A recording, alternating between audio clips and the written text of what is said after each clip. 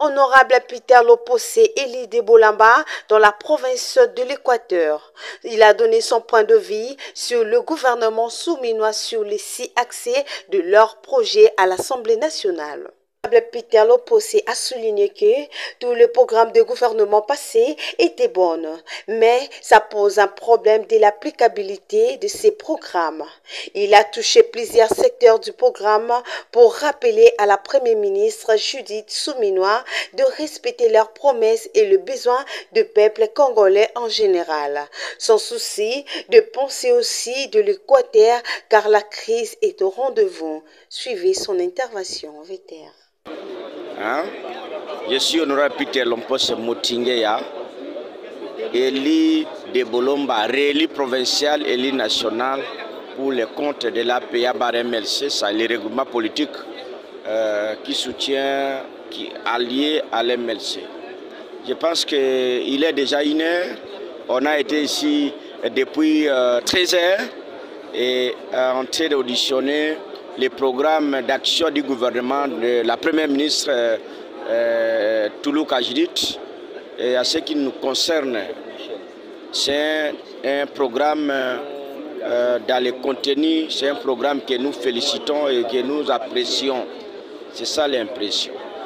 Mais je peux mettre quelques points sur tous les programmes des gouvernements succédés par-ci par-là et des autres gouvernements qui se sont succédés. Les contenus, les mentions sont bonnes. Mais ça pose un problème de l'applicabilité de ces programmes. Qu'est-ce que nous disons? Je prends d'abord exemple du secteur des transports à l'Équateur. À l'Équateur, nous n'avons pas un moyen de transport qui est mis en place pour le gouvernement, pour les comptes de la voie fluviale. Les Transco, c'est bien. Mais la province de l'Équateur, c'est une province qui est environnée d'eau. Notamment, il y a des rivières.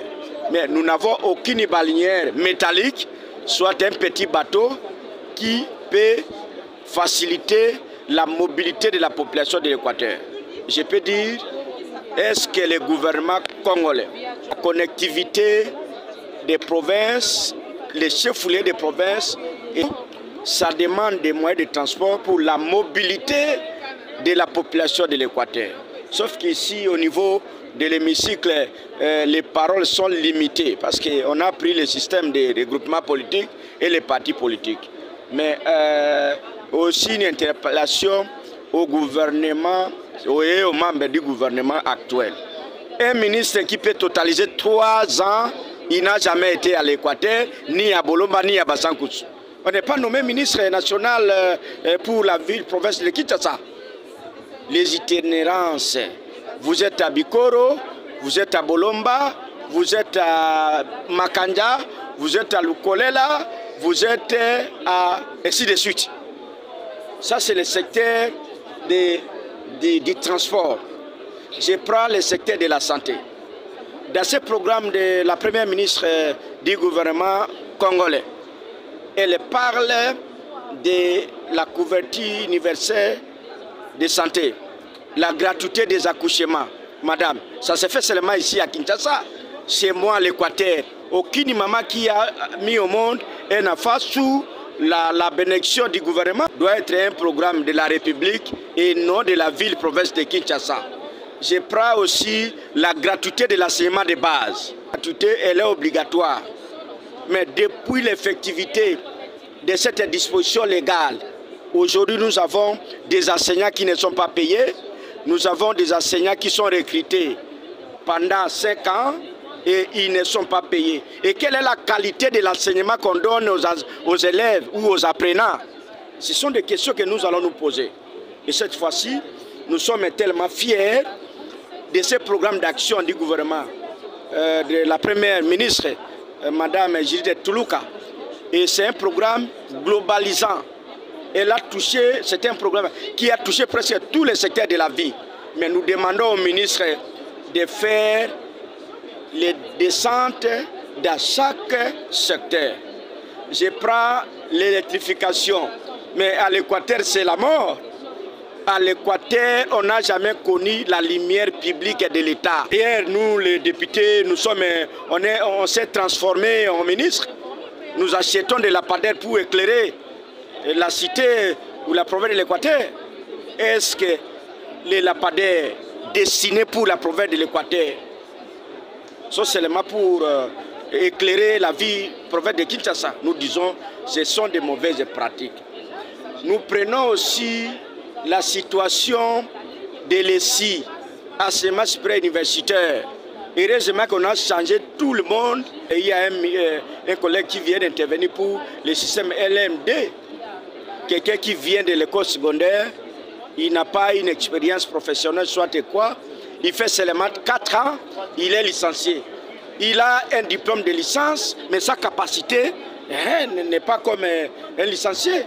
C'est-à-dire qu'on doit revoir certaines choses avant de prendre des dispositions. Voilà aujourd'hui, à ce qui me concerne, comme les représentants légitimes de la population congolaise, de la population de l'Équateur, celle de Bolomba. Nous sommes ici pour faire des plaidoyers en faveur de la communauté locale. Nous prenons la situation des rivières. Madame la Première ministre avait parlé de balisage du fleuve Congo. Mais elle a cité certaines provinces, mais elle a oublié la province de l'Équateur. Nous avons la rivière Lolonga, nous avons la rivière Likelemba, nous avons la rivière de Tchouaparouk. Ce sont des rivières qui peuvent être citées. Et quand on fait un programme d'action du gouvernement, on doit se localiser et situer. Et on a parlé de création d'emplois, madame la journaliste. D'abord, le gouvernement doit d'abord payer les gens qui travaillent pour le compte du gouvernement. Et après, il va créer d'autres emplois. Vous aviez suivi un collègue qui a intervenu. Je prends le secteur de la santé. Un infirmier qui fait 15 ans, il n'est pas primé, il n'a pas un salaire. Les médecins ne sont pas payés, les médecins ne sont pas primés. Et quand la Première ministre va créer d'autres emplois, la prise en charge de ces derniers, ça pose problème. On doit faire des choses proprement. Jeudi 13 juin 2024, la cérémonie officielle de prise de fonction du ministre de l'Urbanisme et Habitat s'est tenue, marquant également l'entrée en fonction du ministre délégué en charge de la politique de ville, M. Tengue Didier Telito, qui a accompagné le ministre principal lors de cette occasion fêtée. La prochaine mission du ministre Didier Tengue Lito inclut la mise en œuvre d'une politique urbaine innovante, visant à promouvoir le développement durable et à améliorer la gestion de ville. L'un de ses objectifs sera de transformer les espaces urbains en lieux de vie plus agréables et fonctionnels pour tous les citoyens. Le ministre de l'Urbanisme et Habitat Didier Telito a remercié le chef de l'État Félix Antoine Tshisekedi pour son choix et la confiance à sa personne. Il promet de travailler dans la rigueur en respectant la vision du chef de l'État. Nous ne lâcherons rien, nous y croyons fermement pour une politique et une gestion de ville optimisée, dit le ministre Didier Telito.